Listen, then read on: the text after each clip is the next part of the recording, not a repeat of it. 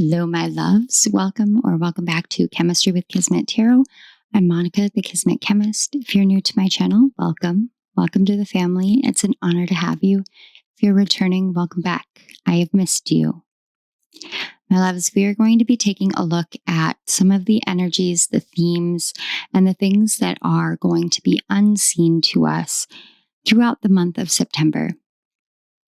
I didn't intend on doing a September 2025 reading, mostly because I tend to do zodiacal readings, but I was kind of waiting for inspiration to hit this weekend as I am working on getting my house prepped and getting everything ordered that I'm going to need post-op because I'm having surgery next week. And all of a sudden it was the themes of September. And the thing about that is because the themes of September tend to all kind of be jam-packed into this Virgo energy where the vast majority of events, cosmically speaking, those are occurring during Virgo season, but they take up the bulk of the month of September. Spirit, your guides, my guides, our ancestors kind of got together and brought forth this energy to me. And the message was about themes and the unseen and unseen themes and things of that nature. So we're leaving it kind of open-ended in that way, where we're going to find out what it is that is impacting us on a collective level per pile. So I've got 3 piles here, and we're going to be looking at what these questions are as though these are the overall themes for the month of September for you. Now, on a collective total level, we have the first theme that I channeled is the Virgoan lessons about self-care, healing. But the final one, I was not expecting. It's about allowing truths to be revealed. So I don't know how many of you have been feeling this energy of something coming, things waiting in the wings, waiting to be seen, waiting for the right time to be revealed. That energy I keep picking up, and I've been picking it up. Sometimes it comes in the form of dread, where it's like, okay, some things that we might perceive as being negative are on its way. But this just feels like there's a lot that is to be revealed. And in that, it could be on a personal level. It could be internally. We have some internal revelations. It could be on an interpersonal level, as in like our one-on-one relationships, us within our jobs. It's going to be different, but there's this collective theme that's running through where we're going to see this perhaps being talked about. You might come across it on TikTok or Facebook or some sort of social media app where there are sudden revelations and truths being revealed. Now, the second theme is that we have eclipse season occurring during Virgo. The 2 eclipses fall September 7th, September 21st. Now, the first eclipse is a total lunar eclipse. It's a blood moon eclipse. It falls in the sign of Pisces. It covers and is going to be seen by approximately 72 to 86% of the world. It's North America, South America that really won't see it, as well as, like I believe Antarctica is in that swath as well. But other than that, the vast majority of people will see it. Even Alaska and Hawaii will be able to catch some glimpses of it. So this is a blood moon that is visiting the rest of the world outside of the energies of which we saw over the North America, South America section of the world. And I want to say that was back in Virgo season last year. Indeed, it was.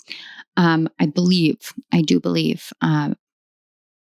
Nope, it would have been in Pisces season this past spring. Yeah. I remember because it was blood moon in Virgo. So this is a kind of oppositional full moon in Pisces, September 7th.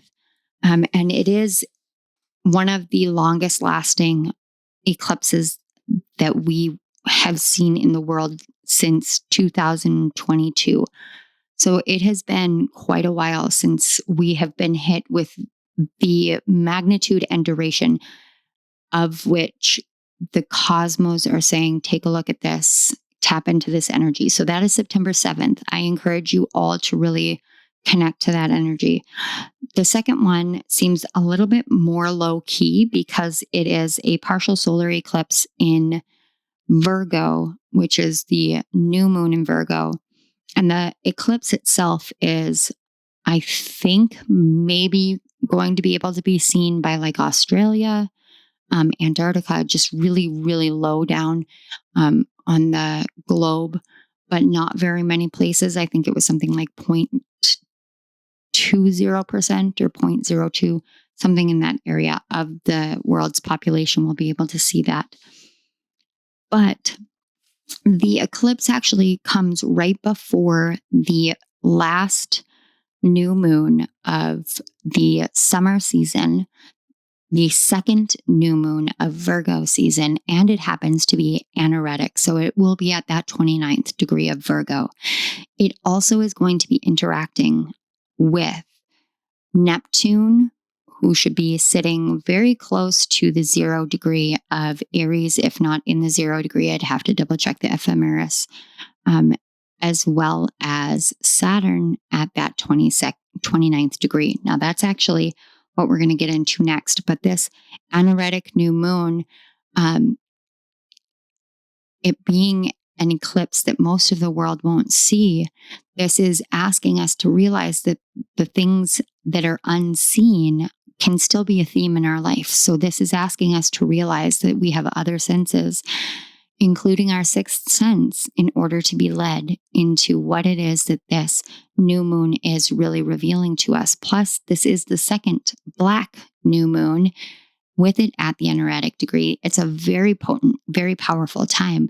So it may be downplayed because the eclipse itself is only a partial solar eclipse. It's not going to be seen by much of the world at all. But it doesn't change the fact that it doesn't mean that it won't hit us. A pebble thrown into one part of a placid lake will still impact the other half or the other parts of the lake because of the ripple effect. So there is a ripple effect here in play. The third theme that we are working with is a karmic review and return for healing. As Saturn makes his final retrograde transit through Pisces to close out as well as open up a new zodiacal cycle. I want to say that Saturn, the last time Saturn traveled through Aries, it would have been right around 1996, 1997 area. I do know Saturn was in the later degrees of Aries in 1998. So I want to say he probably ingressed into Aries in 1996. I don't have the ephemeris pulled up, nor have I done the research on that, but I know where Saturn was in April of 1998. So I do know that Saturn was sitting very close or directly on the 25th degree of Aries in April 19th of 1998.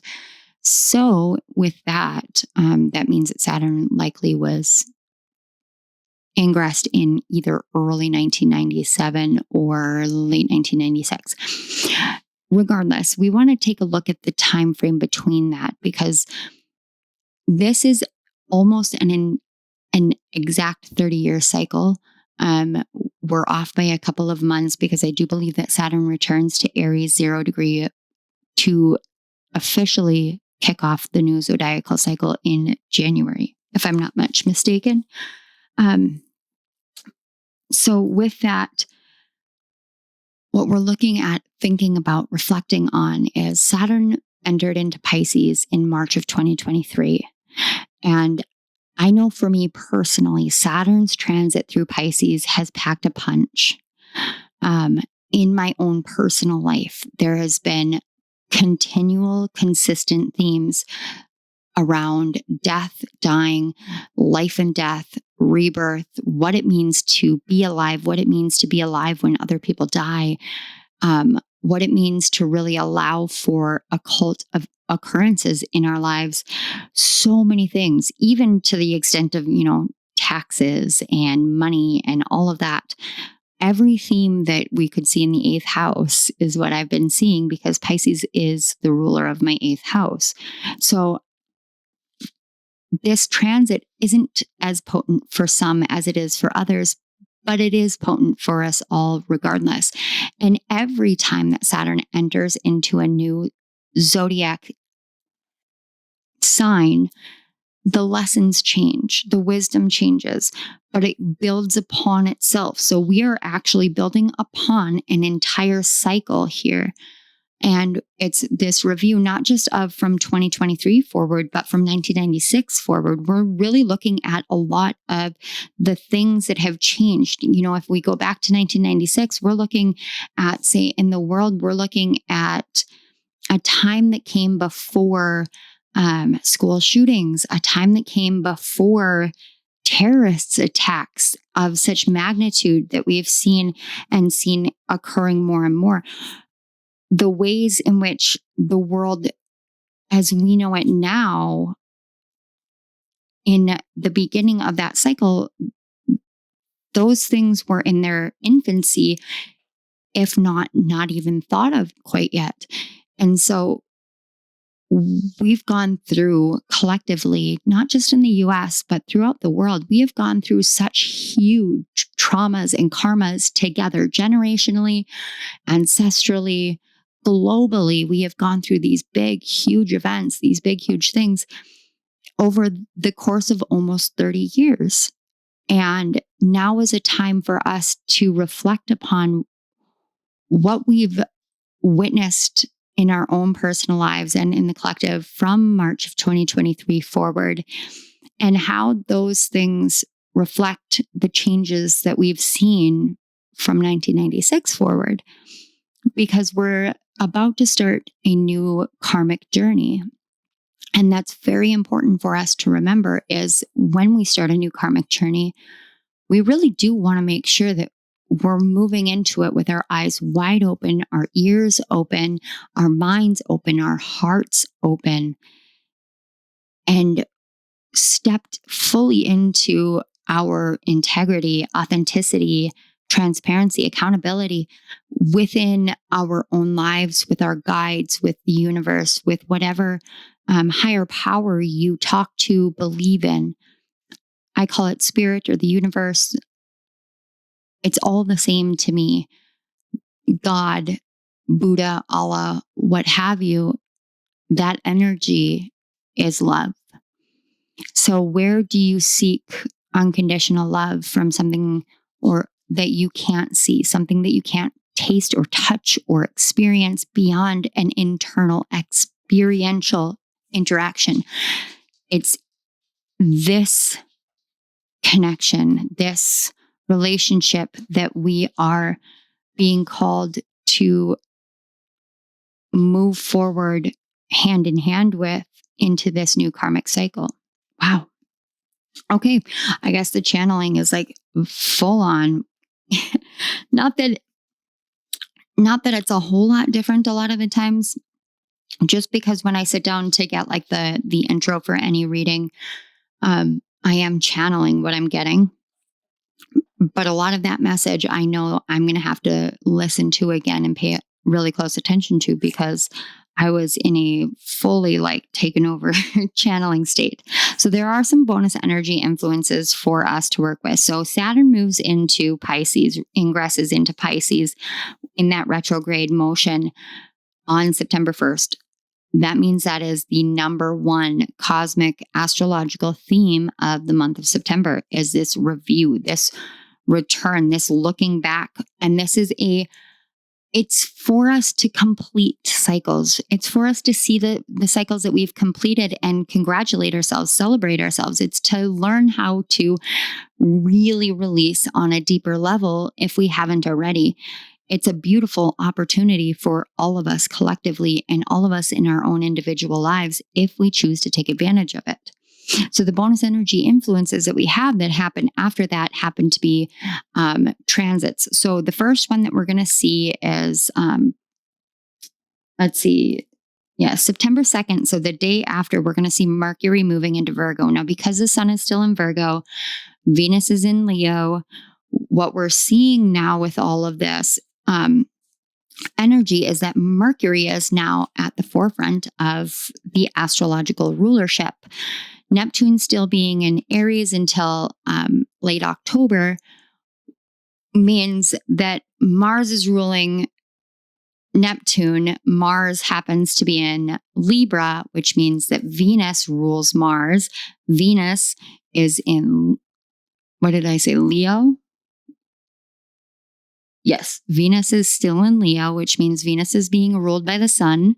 And the sun is in Virgo, which means the sun is being ruled by Mercury. Mercury takes the role of leader throughout all of the cosmos. And Mercury moves the fastest through the zodiac, which means that from September 2nd until September 18th, we have Mercury in the lead, in charge, asking us to really learn how to listen to the divine and listen to ourselves and to see the true reflection of ourselves in the world, to see our truest self reflected back to us. Not the one where we defeat ourselves and diminish ourselves and deplete ourselves, but the one where we are held up by the love of the universe, by the love of the divine, by the love of our guides, because we move through love as well. So this time frame is a time to redefine how we communicate with ourselves. And we get this opportunity every year, but there's something different about this year. There's something more potent, more powerful that is calling to us, asking for us to realize that we really do get to choose the narrative. We get to pick up the paper, pick up the pen, and say, this is my story. This is who I am. And other people can paint me in whatever light they want, but they don't know me. I know me. The divine knows me. And me and my guides know my path and my purpose in this life. And so we work together. No one else will be able to tell me. Others may be able to confirm, but it's only confirmation, things that I already know. Wow. Okay. After that, we have towards the end, in the last 5 days, we have that like kind of final five energy is what I picked up, where we have Mercury moving into Libra on the 18th. On the 19th, Venus moves into Virgo. And then on the 22nd, right before the sun changes signs, we have Mars entering the sign of Scorpio. And that is literal like hours before the sun moves into the sign of Libra. So we have a lot of movers and shakers, all of these personal planets that we feel very profoundly on an individual level are going to be moving and changing signs. They're going to be moving and changing rulerships. By the end of Virgo season, Venus and Mercury are going to be in mutual receptivity. So we're going to have this carrying over energy to rebalance our lives and rebalancing in the collective as we come up into the world from the underworld. So this is going to be a time for us to really connect to ourselves, to our divine feminine, to our voice, to our guidance, to the truth, to our path and our purpose. So my loves, that is what we are looking at for the month of September. Again, it's a Virgo dominated month. So we are going to be getting these messages. Again, these three cards are the three energies here. They represent what the themes are for each individual collective pile. You may be drawn to more than one. You may have messages in more than one. Please trust your intuition, trust your guides. I'm going to take a step back, put on some meditation music, some nature sounds, and allow you guys to get into the flow of the reading. Allow yourselves to be drawn to what piles are correct for you, which ones are calling to you, which ones have confirmations for you and guidance for you. The timestamps, as always, will be in the description box below, and I will see you at your piles.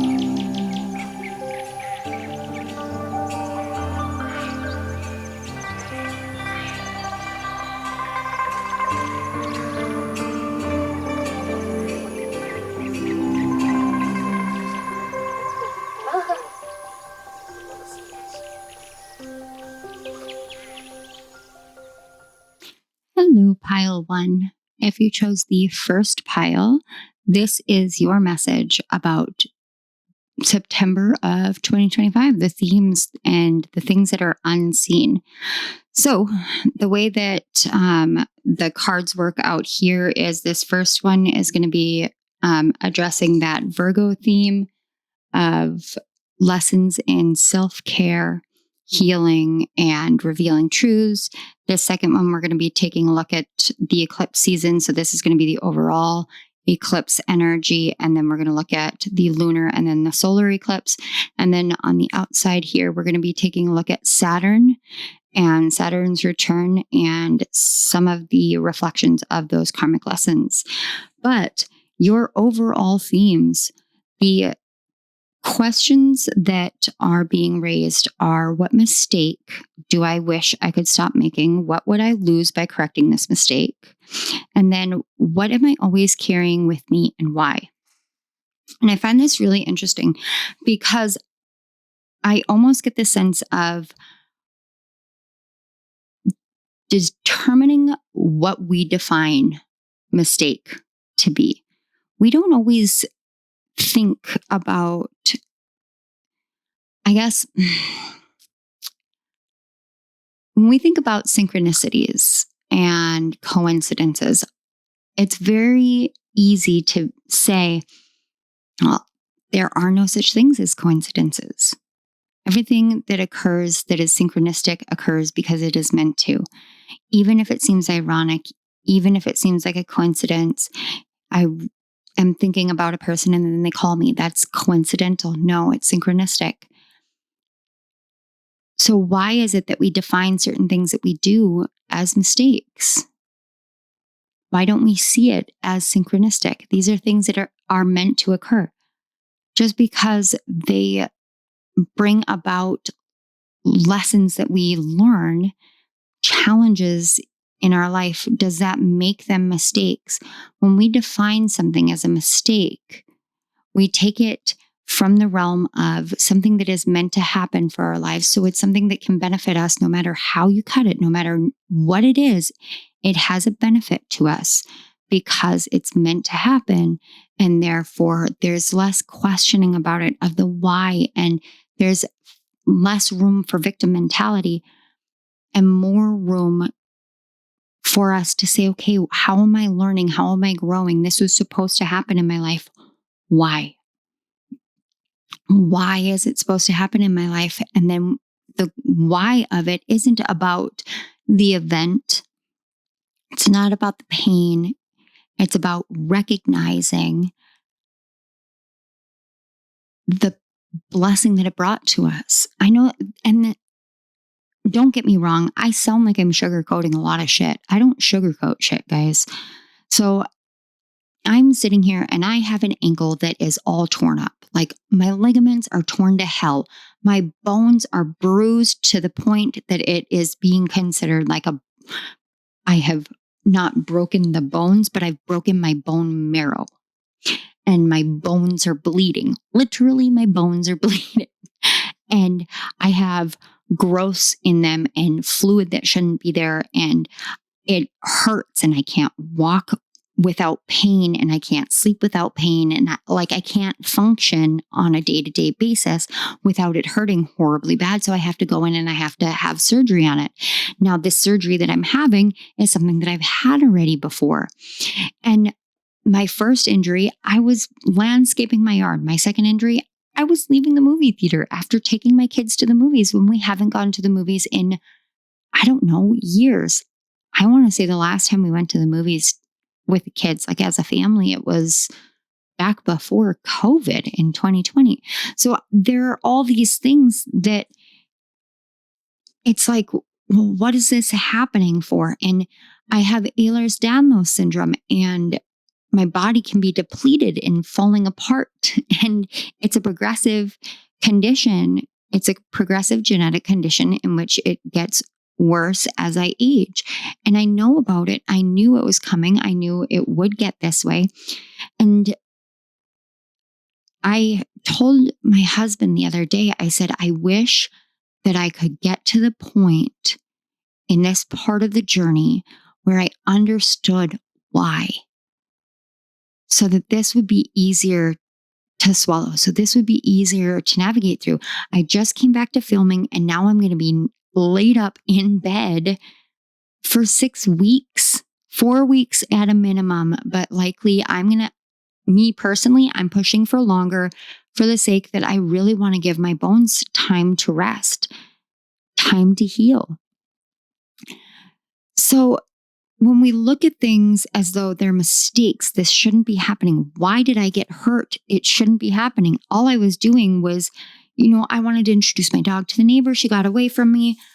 I wanted to landscape my yard. I wanted to make my house look beautiful inside and out so that I felt like when I walked outside, it felt like home. And when I walk inside, it feels like home. So why would that be the time I get injured?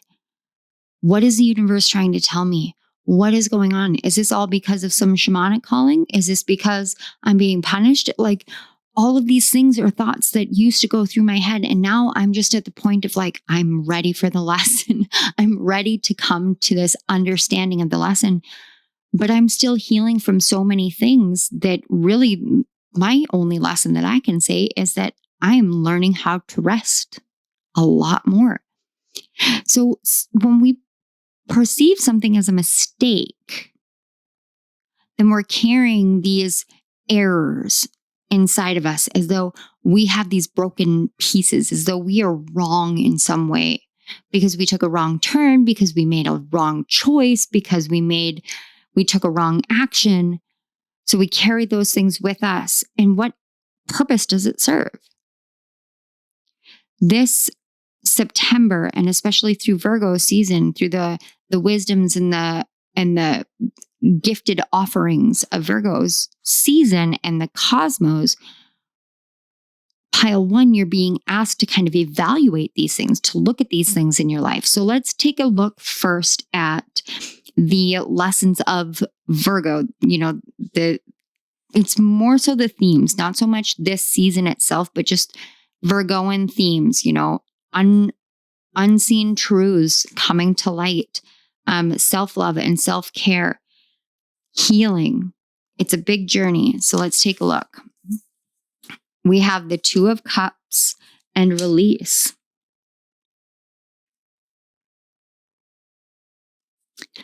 The Two of Cups is often seen as like the Soulmates card. But at the same time, this is an energy about recognizing that your past self and who you are now, they are meant to be parts of your story, just like who you are now and your future self are meant to be parts of your story. You and your higher self are meant to be counterparts in this life. You are soulmates. So when we go through a lot of challenges where we view ourselves as having made mistakes, or we view I'm no stranger to this one, when we view ourselves as mistakes itself, then we struggle with understanding that we can love ourselves completely, that we can love the reason why we're here. We can love our souls. We can love our higher selves. We can love the purpose that our soul has in coming to the world and being here. And so we can have a hard time finding that harmony. So through Virgo season, this is about learning how to really love all of the bits and pieces that we feel like are messy, are wrong, are mistakes, those pieces that we might wish never occurred, that we never engaged in, that we never did, or that just don't exist. Those pieces that are really hard to swallow at the end of the day because they just bring so much pain. And when we do that, we learn how to release these perceptions of negativity, of brokenness. This release card has a frog, and frogs are all about cleansing. So we're learning how to move forward to kind of take those steps into letting go of the things that we need to let go of so that we can cleanse ourselves, cleanse our hearts and our minds and our bodies and our souls in the right way for us so that we can come into harmony with ourselves. For some of you, this is about an interpersonal dynamic, though. It is about you with someone else. And this Virgo season asking you, you know what, you and this other person or this entity, it could be a job, it could be a friend, whatever it is that you perceive as being part of your soul team, your soul family, your soulmate. You could have been having a lot of dissonance, a lot of struggle. Both of you going through the same thing in different ways. And when we do that, we can feel like if I just release this, I can move on. But then there's that fear of if I release it, if I let it go, am I not releasing this person? Am I not releasing this job? And there's a lot of that talk that happens in the spiritual community. And that talk can be good for you or it can be toxic for you. And it depends on you. So if it's something that you feel like you know that that's something that you have felt like you should do is walk away from something, release something, move on from it, cleanse yourself from it, then do that.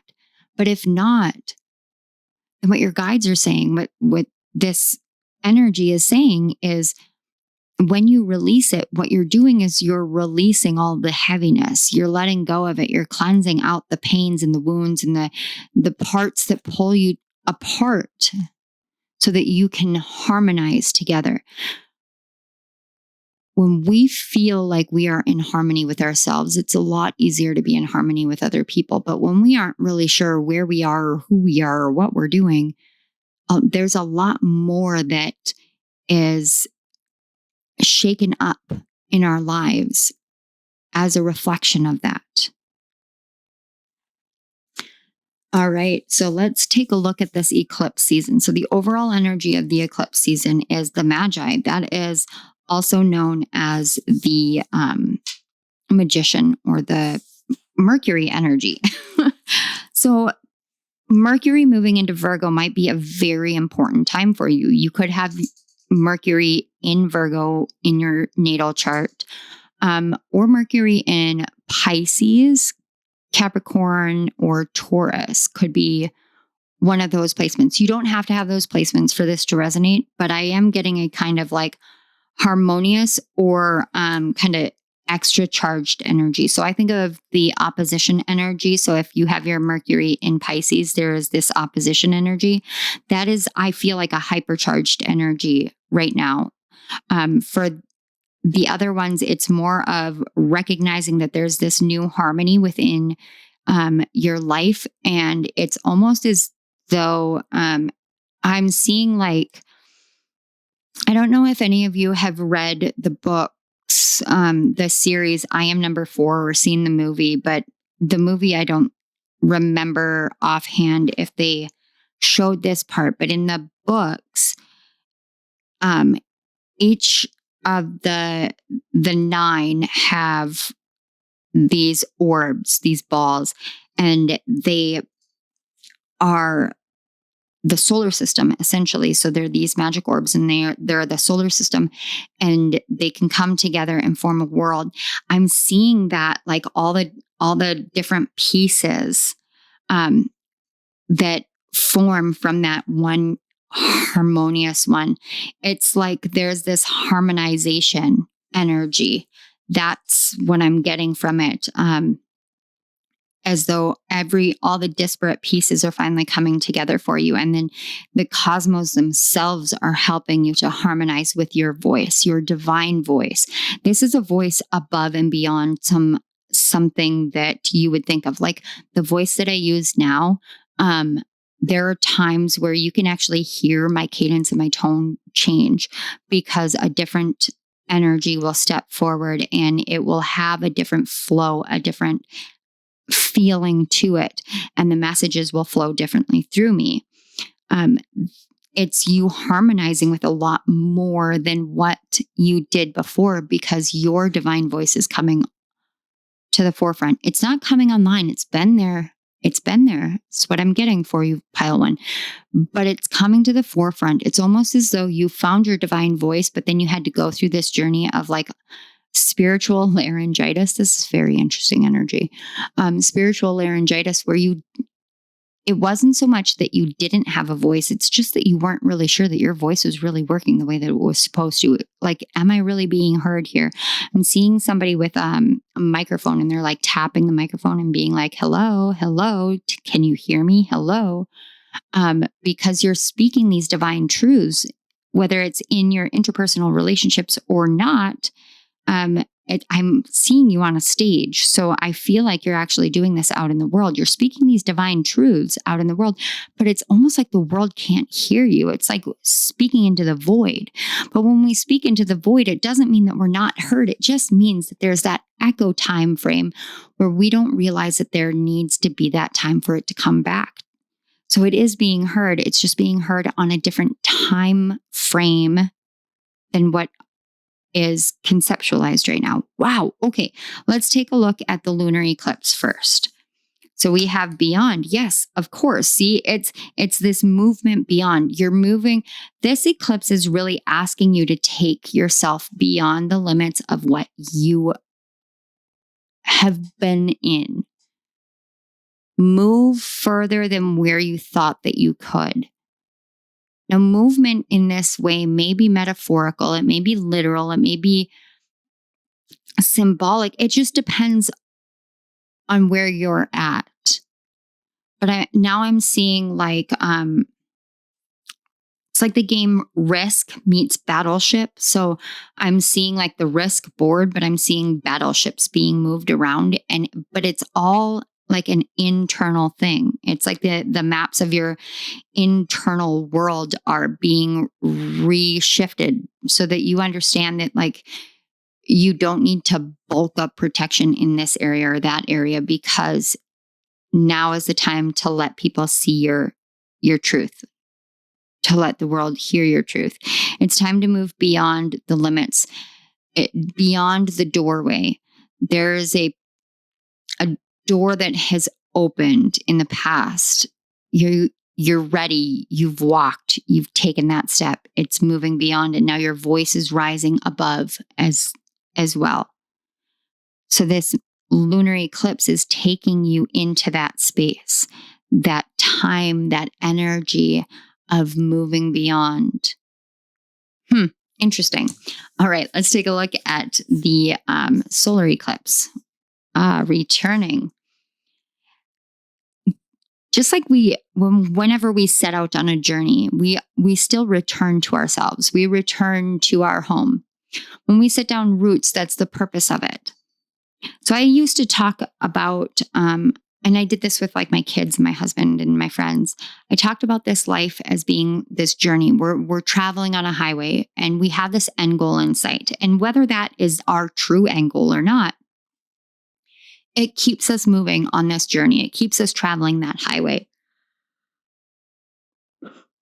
Now, as we're traveling, there will be times where we break down, or there will be times when there is road construction. So there are things being worked on in the future that we can't quite reach yet. So we get detoured. And in these detours, or as my daughter would call it, these side quests of life, we can find ourselves in this place where we think that we've set our roots down. But what we're doing is we're experiencing what it looks like to have roots, because when the time comes to actually set our roots down, we'll know what to do. So we go through a phase in which we are in this place or this space where we think that we are exactly where we're meant to be. And we are in a way, but it's not the end of where we're meant to be, or it's not the place of the roots where we're meant to be. So we were detoured for a side quest so that we could learn this lesson. Now we are being pulled back onto the highway because that road construction has completed. So we get back on the highway and we realize that the highway leads us to what looks like another side quest. But it's actually bringing us to where our roots are. And because it's bringing us to where our roots are now, it's this time of letting ourselves really sink our feet into the ground, really letting those roots take hold, because we know that from any point in time, from that day forward, from that moment forward, we have rooted ourselves. We know where we belong and we are there. So now we can go on any quest that we want. We will always be returning. Something with the energy is bringing something back to you that has been on a side quest, whether it's inspiration or an understanding or a revelation. It could be a person, it could be a job. Whatever it is, it's being brought back to you. It's returning to you. You're not returning to anything. You're where you are meant to be, in this place beyond. It's like you've gone to that side quest. Now you've moved beyond the side quest to your home, to your roots. And now there's something returning to you, and it's coming to you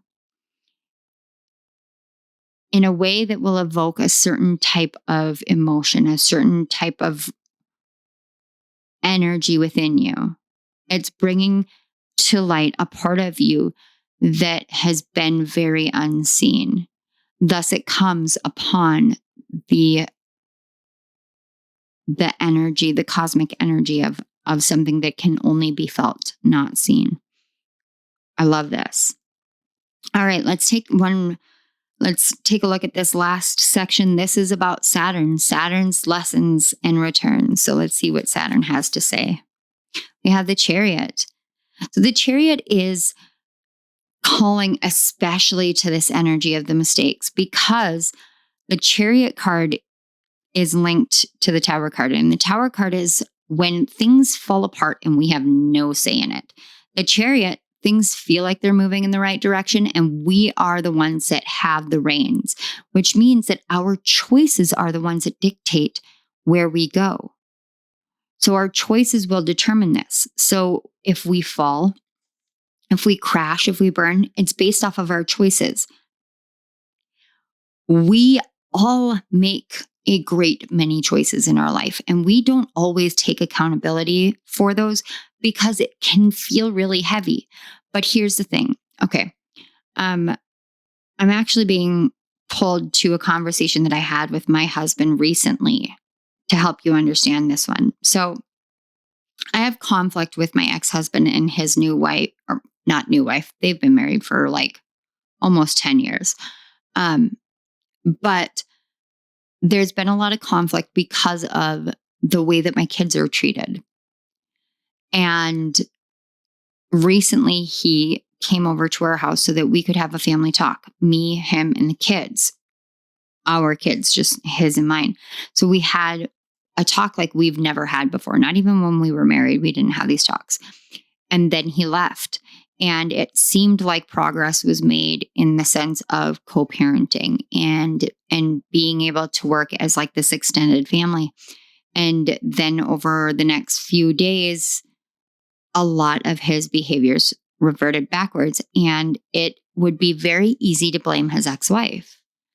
Except something that I had to learn the hard way for myself is that we can very easily blame somebody else because their actions can spark us to do something. Somebody can say, well, you have to do this, or this will happen. People can lay ultimatums. This world can provide us ultimatums. But at the end of the day, we make our own choices. And that's where we either fly or we fall, is in our choices. And that's what Saturn is helping you understand. You get to make these choices in your life. So we can see our choices and say, oh, well, I made a mistake. So I'm carrying around with me this big bag of mistakes and it weighs me down. And so I question myself and I have imposter syndrome and I hesitate and second guess and perfect and do all of these things. Or I can choose to say, okay, I took these steps and this was the result. And this result taught me this. Now moving forward, I can make a new choice. Doesn't mean it was a mistake. Sometimes correcting the mistake is just by redefining. It feels so important for you to rethink mistake and mistakes. Rethink it. Like reevaluate, reimagine. redefine it for yourself. Let's get this final message from Saturn. Yeah, the warrior. The warrior, which means that every single choice that you've made, no matter whether it has seemed like a mistake or not, every single choice that you've made has given you a greater understanding of your own power, a greater understanding of your own resilience, your ability to keep going, your ability to complete, your ability to heal, your ability to move forward, your ability to create, your ability to use your voice. Now is a time for you to reflect upon how much has changed. Whether you want to go back all the way back to 1996 or not, this is about looking back and saying, how have I changed and how has it grown me? How has it made me stronger? How has it made me so much more resilient? If what you're carrying with you feels heavy, maybe it feels heavy because it's the sword of the warrior. A claymore isn't light, but it is powerful. And it cuts through illusions. It cuts through the fabrication. It cuts to the quick so that we can see ourselves well and true. This is for you this time to come into harmony, to move past the limitations and the boundaries, to trust in the universe and to trust in your own choices, to trust in yourself. Pile 1. This is pretty profound. So pile 1, this is what September holds for you, the themes and those things that are unseen. I want to take this time to say thank you so much for being here. Thank you to your guides, my guides, the Great Spirit, for facilitating the connection between these energies, allowing these messages to flow through with clarity, succinct love, and honor.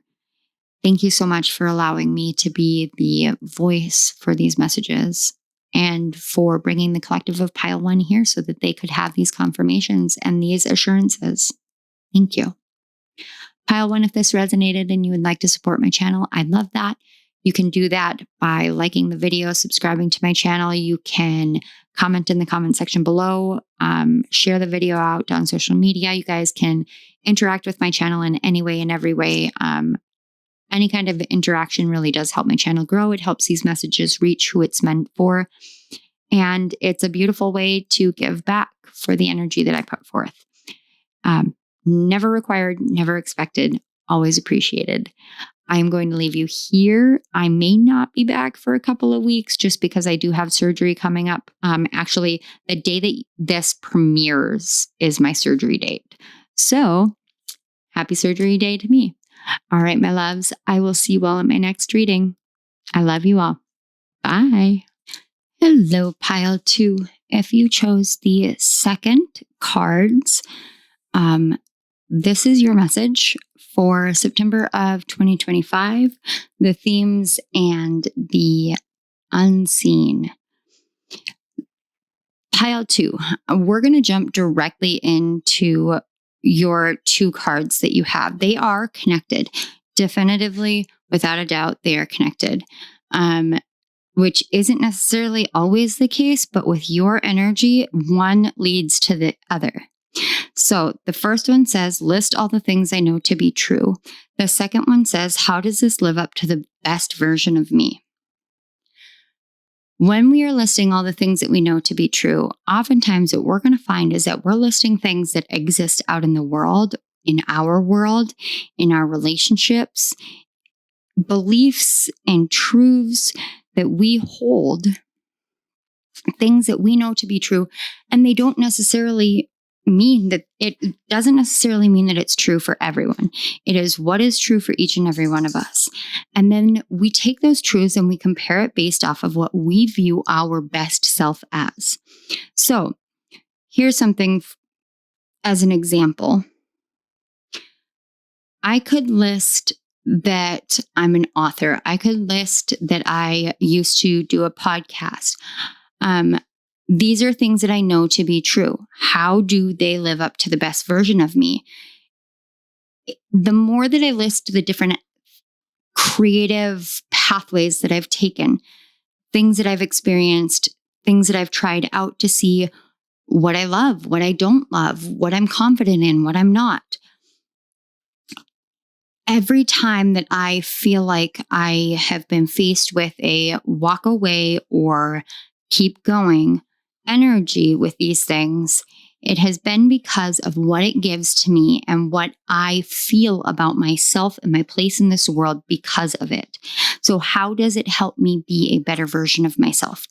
And I'm the kind of person who always says that I am always doing my best, which may not always be the best that I could possibly do. But if I recognize that I'm doing my best and that I am capable of doing even better than that, then there's always a best version of myself so that I can take these true things that, yes, I'm doing my best. However, I know that I could be doing better. And how can I take that knowledge of the fact that I could be doing better and transform it into action steps and actually doing better?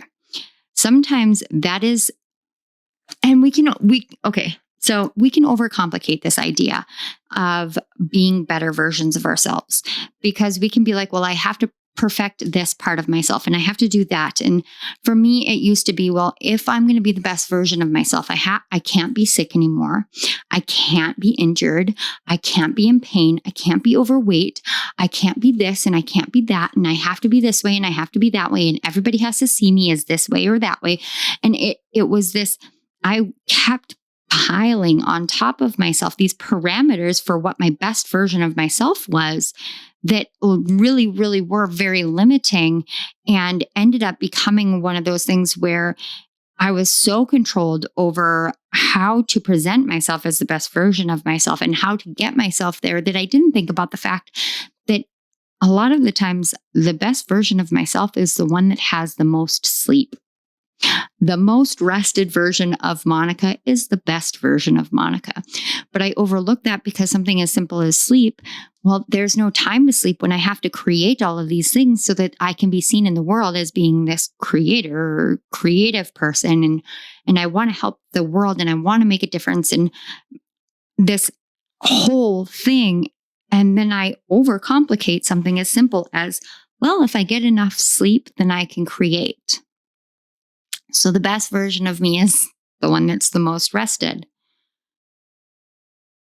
And I struggle personally. I've struggled with that being a truth. The best version of myself is the one that is fed.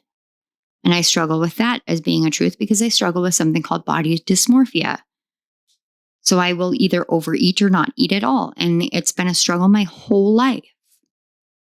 I didn't even know it was an eating disorder until my adulthood. So it's been a struggle my whole life. The best version of myself is one that doesn't keep those things secret. And therein we come to our first theme, our first energy for your pile is the things that are unseen. Now, Virgo season. So the way that this reading is set up is this first card and the first oracle card below it is the Virgo lessons, that first theme that I talked about in the intro. If you didn't watch the intro, it might be a little bit confusing here, but you can either roll with it or go check out the intro. Totally up to you. But this is those Virgo lessons, the healing, the self-love, and especially allowing truths to be seen. Especially for you, there is a lot here about allowing the truth to be seen. Things that we may not want to see.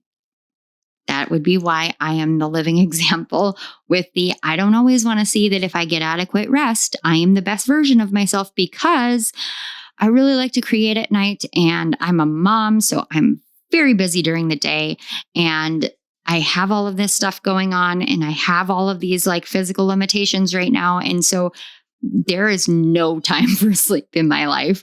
And I have had to teach myself to sleep.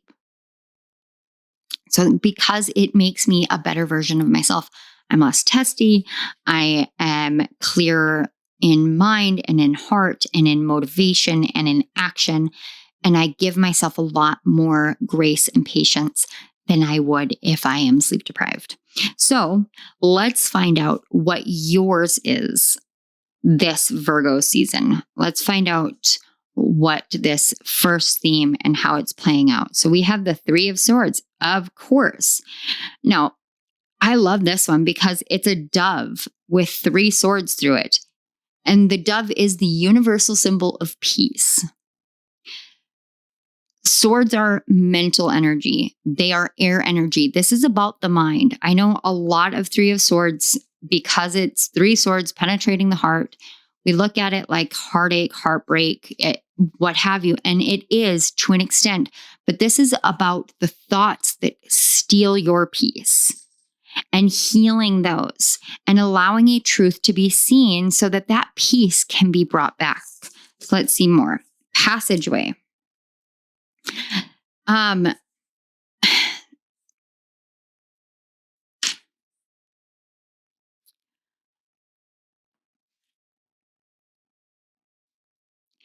This is a very specific energy. If this doesn't resonate, I am going to encourage you to go back to the meditation at a bare minimum and reconnect with the cards, because if this does not resonate, it's likely not your message. So this Virgo season, the first, or through September, the first theme is Virgo energy.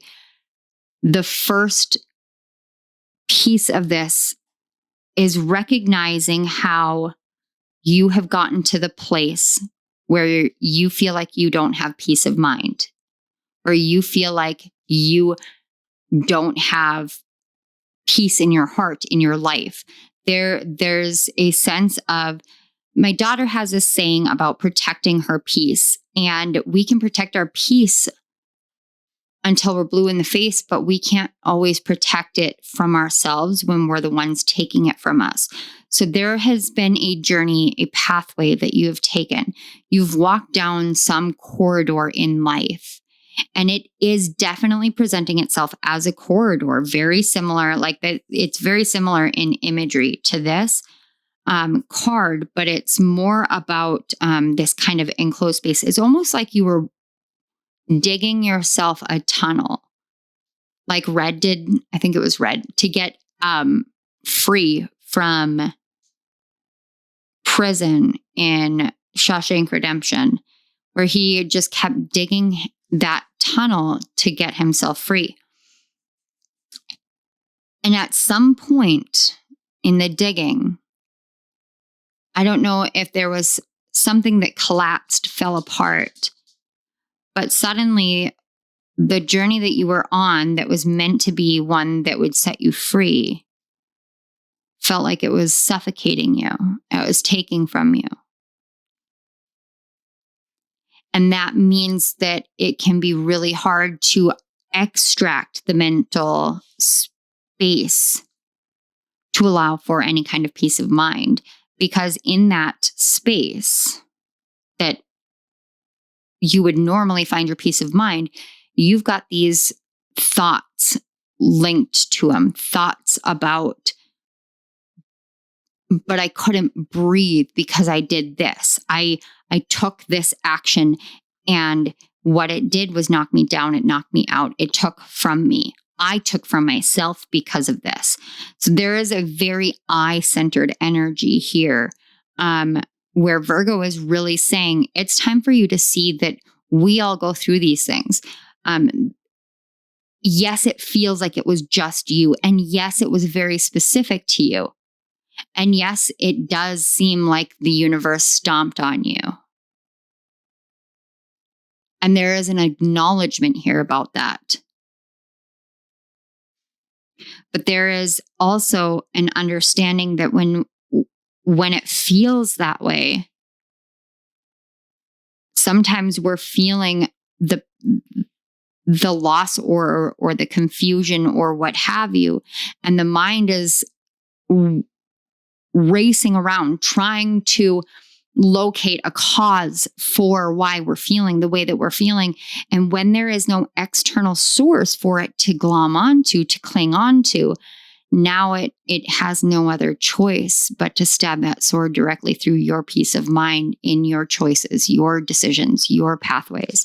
So during September, a lot that's going to come up for you that I'm picking up here is going to be things that are going to be true, but they are going to hurt. And does that pain take from you or give to you? Sometimes pain can give to us. So again, I'm brought right back to the whole, like, the best version of myself is someone who gets adequate sleep. So when I don't get adequate sleep, my body's nervous system will go into overdrive and I will feel more pain through my body because I'm not sleeping well. So I'm not giving my body a chance to even recover from the day, let alone recover from the multitude of injuries that I have right now. And so, yes, if I'm not doing that one thing, that if I'm not honoring that one truth, I am bringing more pain onto myself. This is an action that I have to take. So I can go down this, I've gone down this pathway of oversleeping as well. And that doesn't do me any good either, because then I get into a depressive mode and I don't want to get out of bed. And it's this balancing act. But sometimes things happen along the journey that we have no control over. And when those things happen and it hits us so hard that we can't breathe around it, we can't seem to get our feet underneath us again, that sense of peace gets taken away a little bit more. I get the sense that you have gone through some very real things, pile 2, and I understand that because I have too. I have not gone through what you have gone through, though. But I do understand what it is to go through hardship, what it is to go through pains, what it is to have to rise above, what it is to know that there is no rising above. There is only learning how to live with it. And learning how to not allow it to steal from me that sense of peace, or steal from you that sense of peace.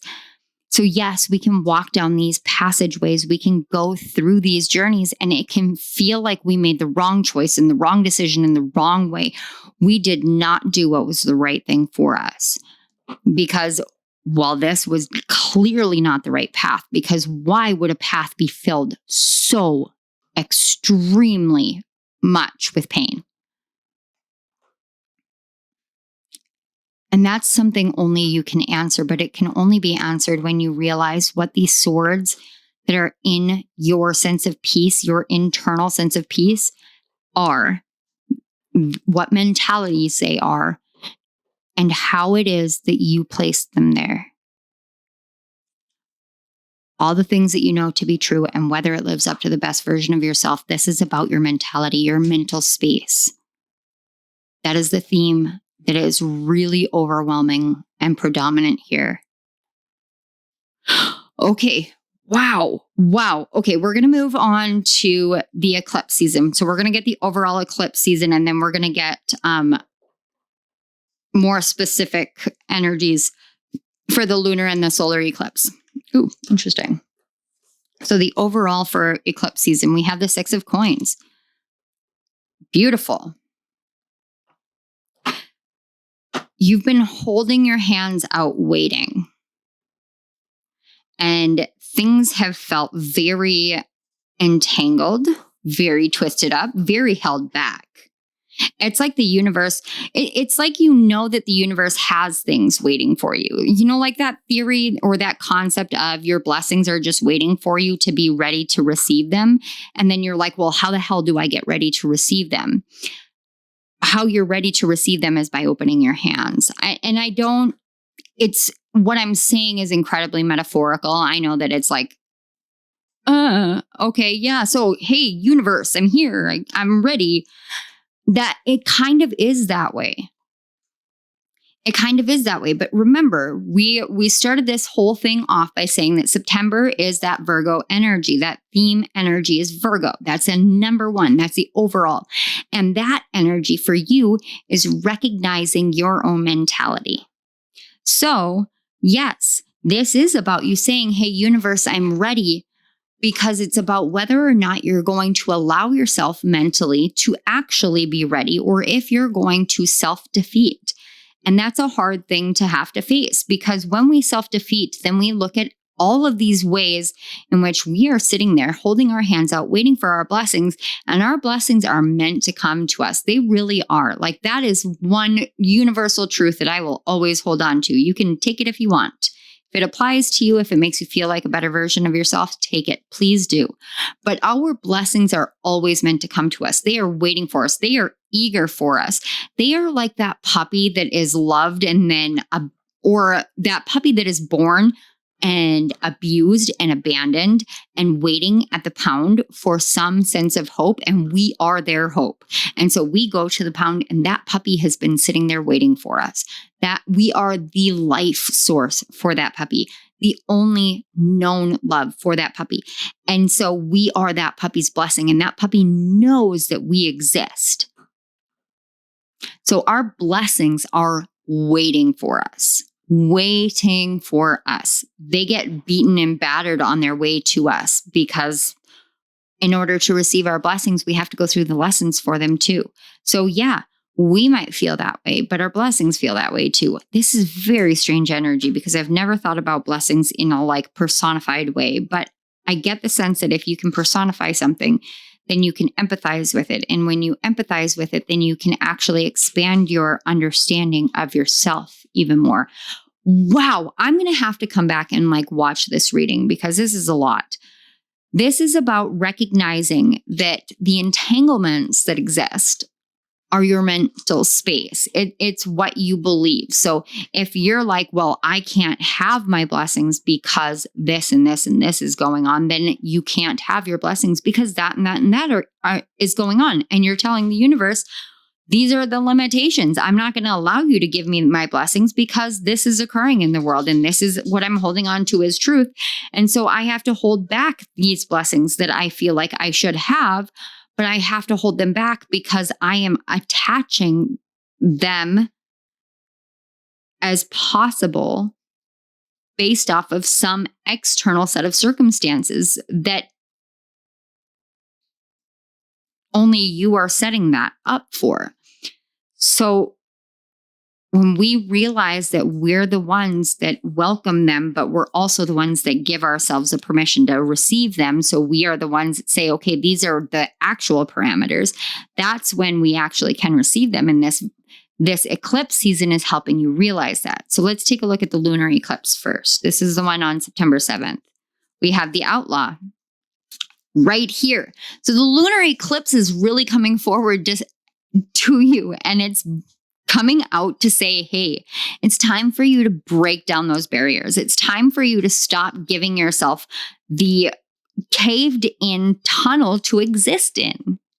My blessings can't come because this and this and this is going on in the world, or because I need this and this and this to be aligned. I have to be this way, and this has to happen. Your blessings can come to you whenever you decide that they can come to you. And during the eclipse season, you're starting to recognize that. And in a big way, it's because the lunar eclipse is coming here to say, hey, it's time for you to step outside of the bounds. And it gives you this kind of rush. You know, to be the outlaw is to say, I'm not going to follow these same rules. So whatever rules and guidelines that you've been living your life based off of, if they're not serving you and you realize that you're the one that set those rules and guidelines, now it's your turn to let yourself free. And that energy of the lunar eclipse is really giving you permission. So let's take a look at the solar eclipse. We have trust. And that's the other part of it, is a sense of trust. So if you realize that you're the one that is in control, your hands are on the reins. Okay, so you're directing how your life flows, where your energy goes, and how your blessings come to you.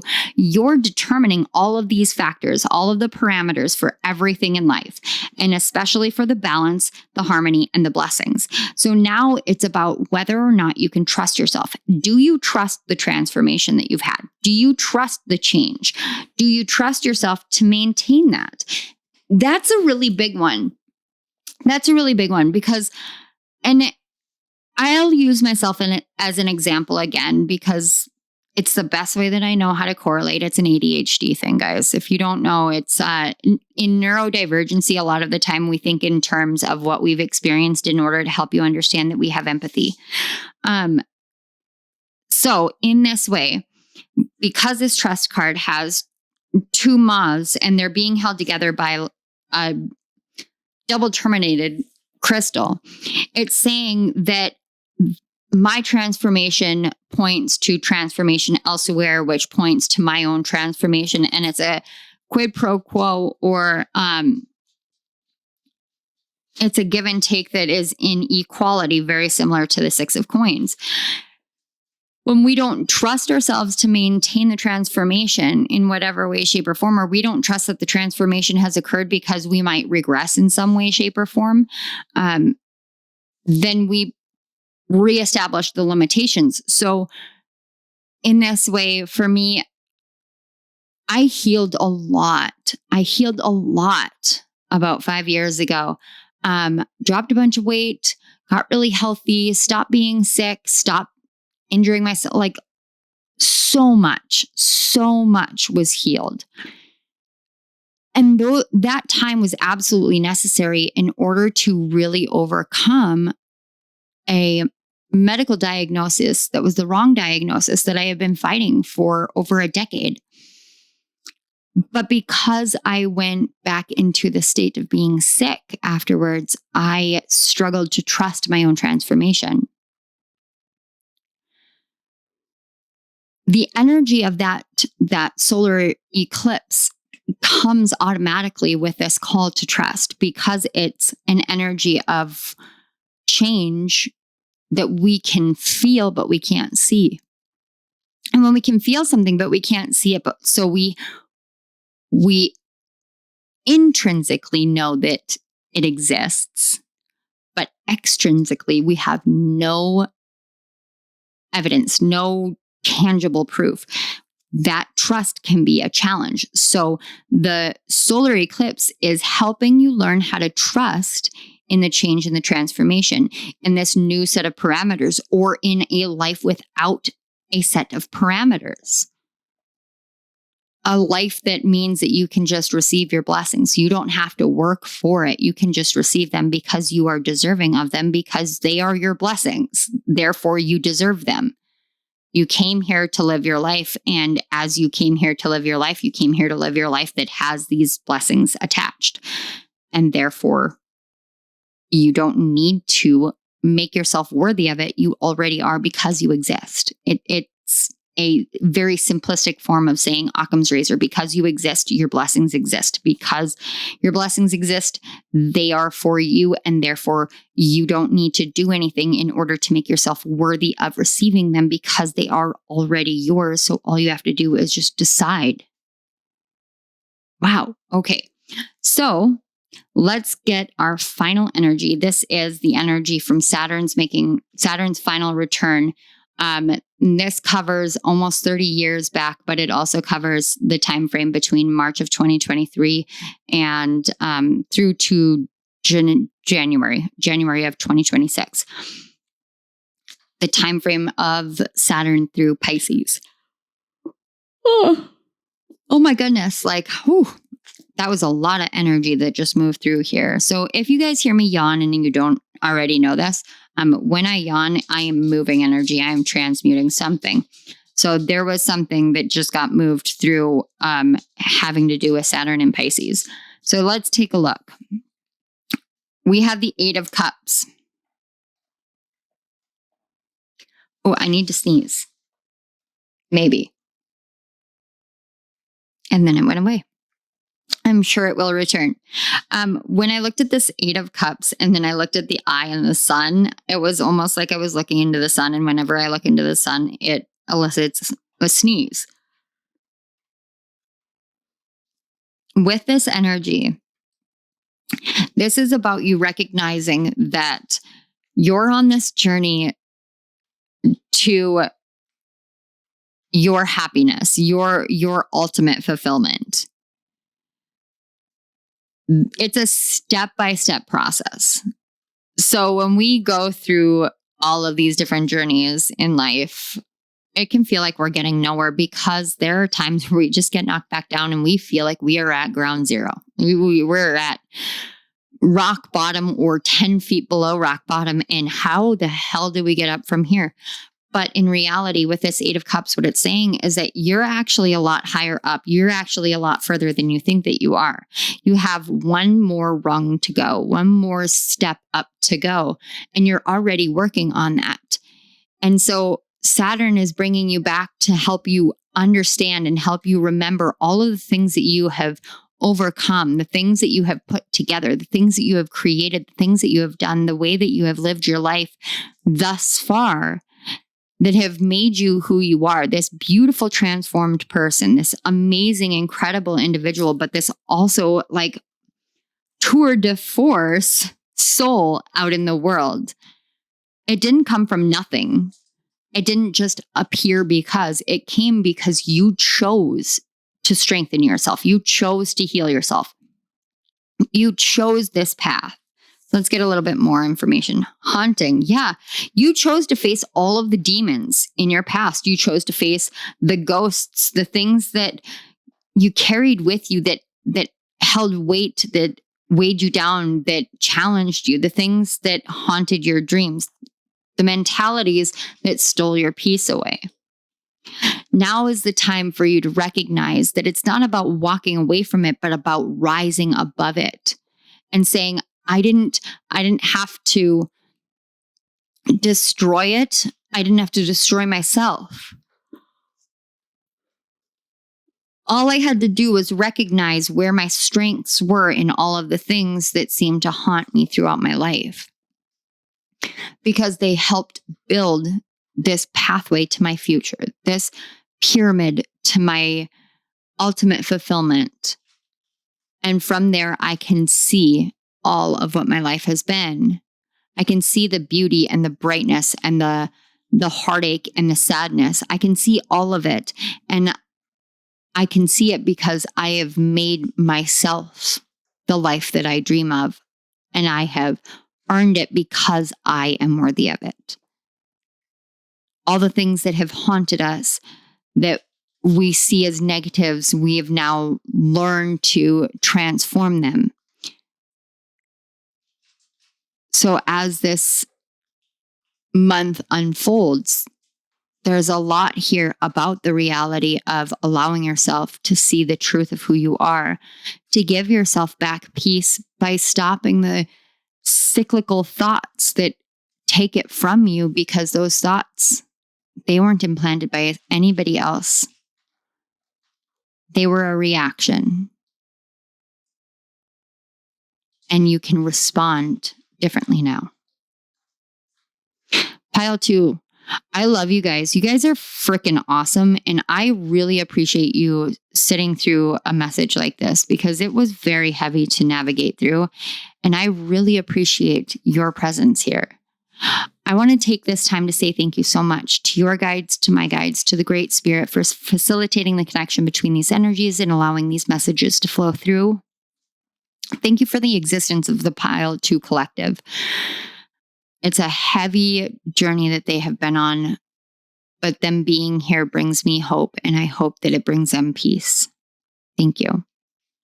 Pile 2, if this resonated and you'd like to support my channel, that'd be awesome. You can do that by liking the video, commenting on it. You can interact with my page, leave messages or comments down in the community tab. Sharing the video or sharing other videos, subscribing to my channel. These are all ways in which you can help my channel grow. And as my channel grows, these messages are able to reach those that they are meant for. And I really appreciate it as well. It's not expected. It's not required. It is always appreciated. I am going to leave you guys here. I may be kind of on an MIA for a little bit, a hiatus, just because I am having surgery the day that this releases. So please bear with me. And I do hope that I see you at my next reading. I love you all. Bye. Hello, Pile 3. If you chose the third card, this is your message about your September of 2025. This is the themes and the unseen. So your overall theme is, what is the most ambitious vision for this? And pile 3, as per usual, you guys are like, you're the enigmas. You're the ones that have this idea. You have this vision, as it says. You have an idea of something in life, whether it is something small or something big, but you might be holding this vision back. You might be holding this idea back. Why? Only you know that. But because the question is, what is the most ambitious vision for this? It has to do partly with your Mars energy. Now, Mars is moving through Libra, and Mars in Libra is really an energy of recognizing the nature of ambition for the sake of what is right, what is true, what is harmonic or aligned, versus ambition for the sake of ambition for the sake of what we can get from it. So there might be a wound surrounding the nature of ambition itself. I know for me, I can't not, and this isn't a personal thing. This is more about just an understanding that I have when it comes to ambition and entrepreneurship. There is if you're not hustling, you're not working, you're not dedicated. It's like, if you don't hustle, you don't have ambition. You don't have a dream. You don't have the thirst. You don't have the drive, the willpower. You don't have what it takes. And that's just simply not the case, guys. And I say this, and I know I don't mean to scoff, but it's kind of like the audacity of the world to put that idea out there. And without getting too political, that is a capitalist mentality. Why? Because there were enough people who started something up in their garages and did things the right way for themselves, and they called it the hustle and the grind that got them there, but it wasn't. What it was a dedication to their dream. And just because you're not moving in the same way that somebody in the 1990s did when they started a company in their garage and just kept going, doesn't mean that you have any less ambition than them. Your ambition for your dream might be contingent upon you moving slowly. It might be contingent upon you doing things in a very balanced, very harmonious way. So while the rest of the outside world wants to say, well, if you're not doing it this way, if you're not doing this, if you're not thinking this way, if you're not feeling this way, if you're not praying this way, if you're not manifesting this way, like, oh my gosh, puke. It doesn't matter what they say, because that's what is your path. What is your most ambitious vision for your path, your purpose, your future, your dream in coming true? Does it mean that you have to grind and grind and grind? Guys, I did that. The entire year of 2022 was nothing but grind. I quite literally wrote, I want to say 6 books that year, 6 or 7 books that year, wrote and published, wrote, edited and published, wrote, edited, and did the cover art. Like all of it, because I self-published. I did the work. I poured blood, sweat, and tears into everything that year. And on top of that, I started this channel and filmed and uploaded hundreds of videos in a year. So I'm telling you, I know what it's like to do the grind. Did it get me very far? No, it really didn't. My writing career didn't take off. What it got me was exactly where I was meant to be, to have me question how I'm operating in the world through my empathy and through my empath gifts, what it was attracting, who I was attracting, and why. so that I could go internal and really get into the deep stuff. So I was in that grind life, but was that an adequate reflection of my desire to make my dream come true? No. And I still have days where I have to decondition my own mind. So whatever it is that's in your brain that is saying that ambition is one way or another, is that true for you? Or is that an ideation from the rest of the world? That's a really important thing. And so let's take a look. The way that this reading is set up, how the cards are. This is the Virgo theme. If you guys missed the intro, this might get a little bit confusing. So if it does get confusing and you want that background, please go back and watch the intro, because I do go over all of this in depth as a channeled message for the collective for what we're looking at collectively for September.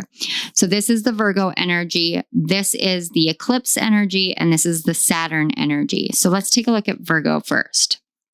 So again, even though we're in Virgo season, Virgo energy is running through the entire month of September. This is healing, self-love, and allowing truths to be revealed. For you, there's a huge emphasis on self-love. Yeah, we've got the ruler of wands. Of course, we have the entrepreneurial card. This is the king of wands. Literally the card of the entrepreneur. So this is about you recognizing what your definition of taking the lead is. Of being that ruler, being that leader.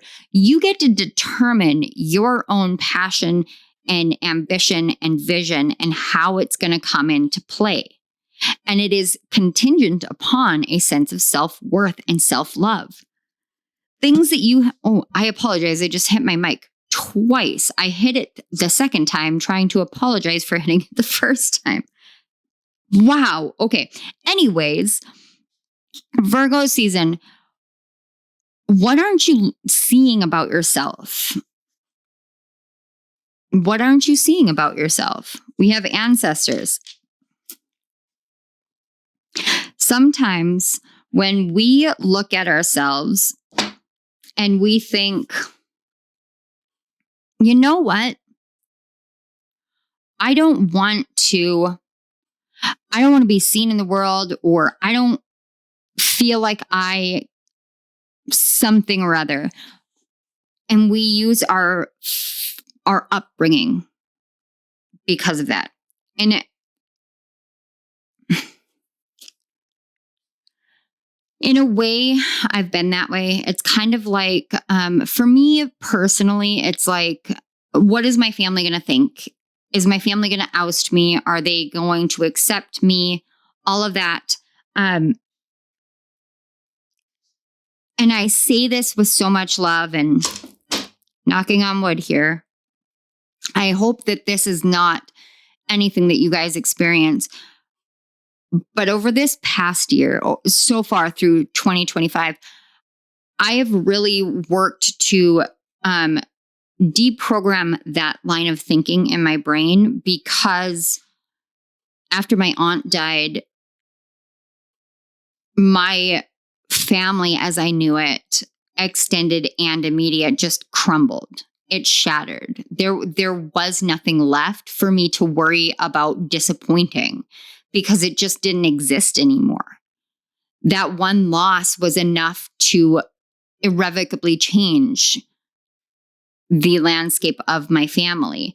And therefore, that line of thinking didn't hold me back anymore. So then I had to really take a look at myself. Now, what Virgo is asking you to see is, how has your upbringing and your lineage determined how you stand in this energy, how you stand in this King of Wands energy, how you stand in this rulership energy over your own ambition and your own dreams. You may not want to be an entrepreneur. Like, you don't have to be, but the ruler of wands, the king of wands, he is someone who absolutely knows what he wants and goes after it in the way that is right for him. And nobody else gets a say in that. And that's what this first theme really is playing out for you. Your ancestors in spirit are here to help you bring that energy, bring that. It's like stoking that fire that is, your way. And I get the sense from your ancestors that that's actually one of the reasons why you're here, why you're in the lineage that you are, is because your fire may go contrary to how you were raised, what you believe in. But it's here for a reason, and it's here to change the pattern, to change the dynamic, to change the vision that once existed, to change the definition of what ambition is, what it means to have a dream, to go after that dream. And it doesn't mean that you sacrifice and you throw other people under the bus, or that you say, if I am going to have this, then I have to do this, and this, or I have to give this, and this up. Sometimes sacrifice is not necessary, and we are the ones that determine whether the sacrifice is necessary. Do we have the room for this in our lives? And if we don't, why not? If the universe is as expansive as it is, in which it really is, because it's creating a new universe like daily, like everything is always spawning something new out there. So there's unlimited space in space. Why isn't there unlimited space in our lives? If we are made of the same thing that the universe is made out of, that the stars are made out of, we're all stardust, we're all energy, then the only limitation that we have, that we believe that we have, is because we're in a physical body. We jam all of that energy into a physical body, and then we're like, oh my God, I have all of these parameters. But the parameters that we have, we set for ourselves. And the parameters that we set for ourselves oftentimes are inspired, unfortunately. Like, not all inspiration is good. It's inspired by the way that our ancestors established it.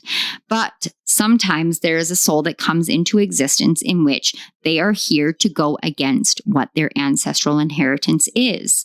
Why? Because the ancestors want them to, which means that you have limitless energies waiting to help you with stoking your own flame of whatever this vision is, whatever this dream is. It might be many dreams, but it's for you. And through this energy, all of it can be brought to light. And that past can be healed by loving yourself, because you're worthy of it. So your energy is the only one that has one card that covers both eclipses. So the eclipse season and the play out kind of dynamic of it are actually together, which is very interesting, I find. So let's get a look at the eclipse season. And I actually feel like these need to come out together. So we have the Three of Wands. This is your future projection and vision. Look at this. Okay. Whoa. Oh my gosh, you guys. Both hands here have eyes on the hands. I got to move it up so you guys can see. There's an eye here, your third eye. So you're literally holding your ability to see in your hands. You're literally able to create this energy, this easy flow of energy from seeds that have been planted, and to be able to see, not see. You are able to foresee every step forward before you take the step. So the future that you're waiting for to come into being, you're already moving towards it, because you're already moving in that psychic, energetic step by step way. But through the eclipse season, what you cannot see, you will feel, and it will grow your vision. There is something here about Reiki, but it's Reiki in a different way. It's like you tap into some sort of psychic understanding. Maybe some of you can do psychometry. There's something with the hands here that is very, very pertinent to what you're creating. But even look, even with this vision, it's like things that were felt dead, felt lost. Those are helping. Those things are not lost. They're buried. And through eclipse season, that which was buried becomes alive in the flame.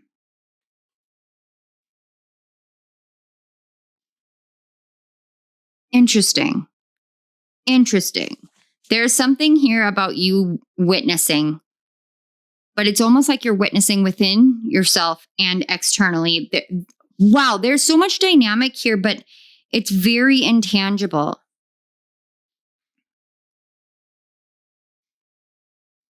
There's a scene in Harry Potter and the Order of the Phoenix where Dumbledore is controlling a ball of water that he has Voldemort trapped in.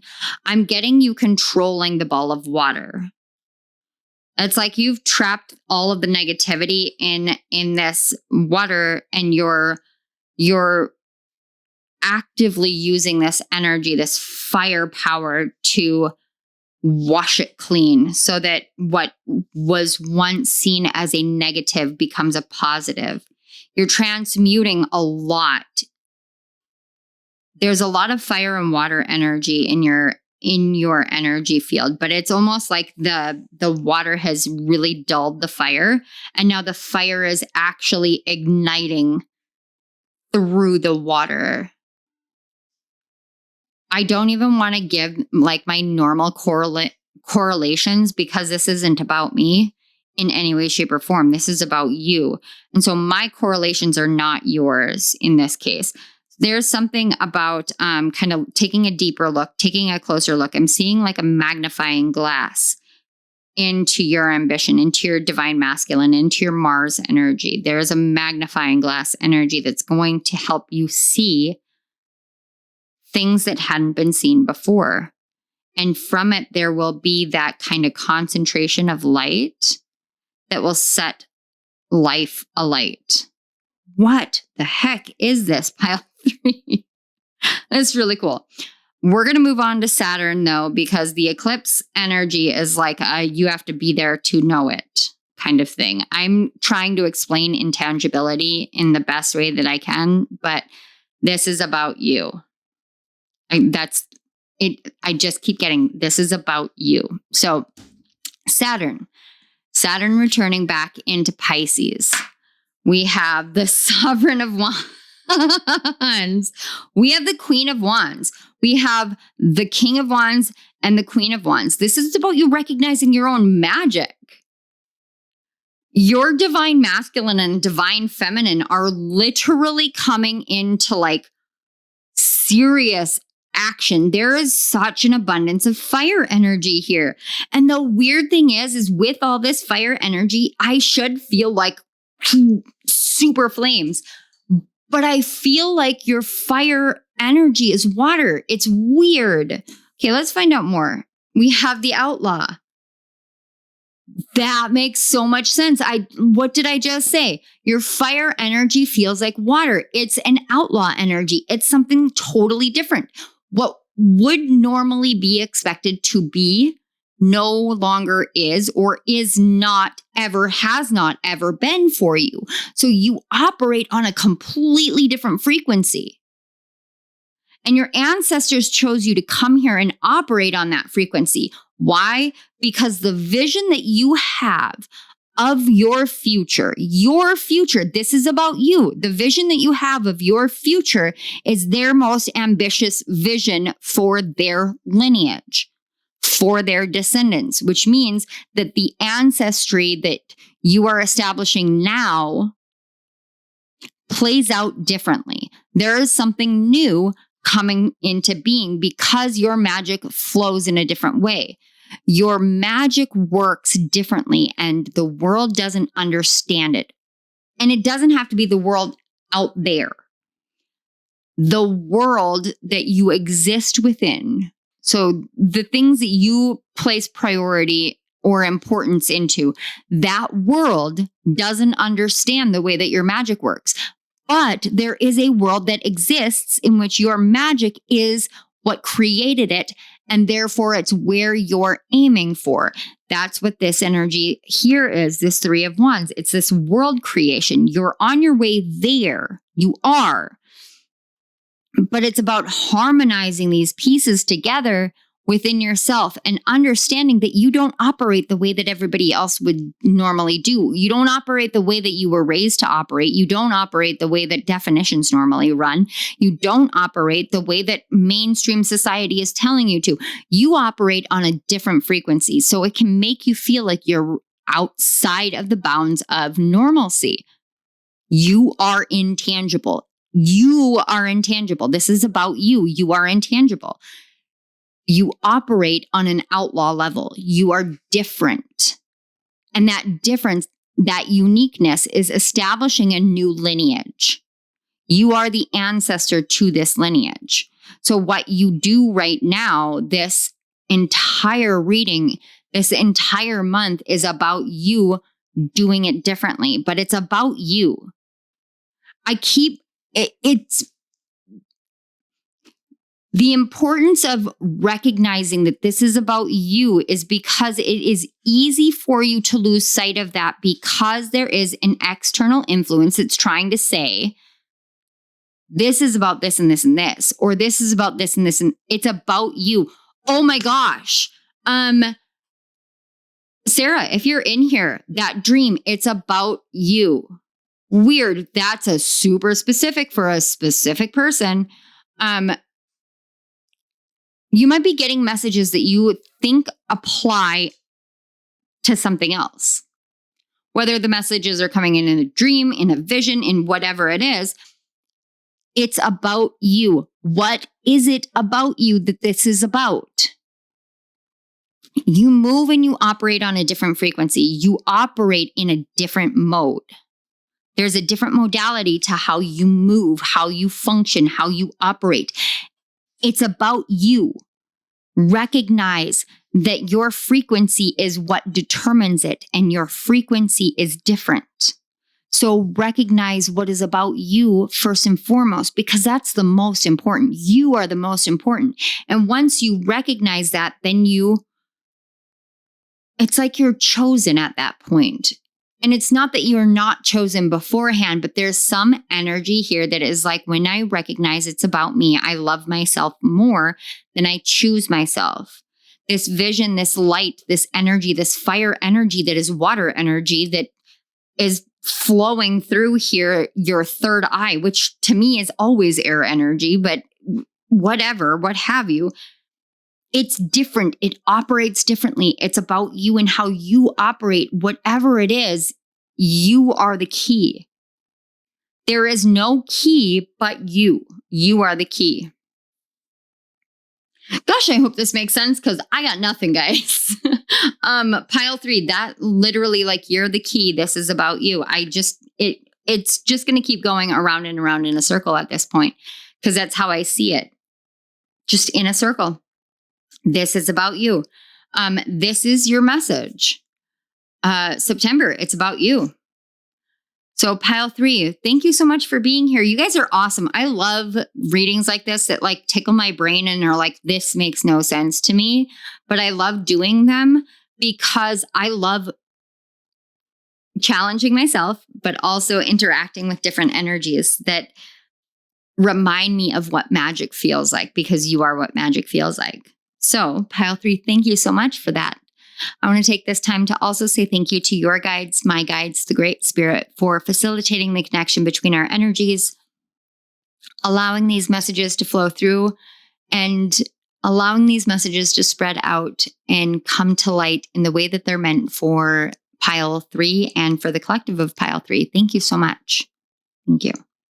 Pile 3, if this resonated and you'd like to support my channel, that'd be super awesome. You can do that by interacting with it in any way, shape, or form. You liking the video, commenting on it. You can go to my channel and, post something on the community tab. Feel free to do that. any and all interaction with the videos and my channel, help it grow. It helps these messages reach who they're meant for. And I'm very, very appreciative of all of you, all the time. It's never expected, but always appreciated. So without further ado, pile 3, I'm going to leave you here. The day that this comes out, just as a caveat for any of you who are still here, the day this comes out is actually the day that I have surgery. So I may be MIA a little bit afterwards, because I'm going to be pretty laid up and in some pain, and kind of relearning how to operate with not being able to walk on one of my feet and not being able to drive and never leaving my house or mostly my bed for at least a week, if not 2. So if you don't hear from me for a little bit, don't be alarmed. I will be back. And I do want to say thank you so much for all of your love and support. I hope I see you at my next reading, and I love you all. Bye.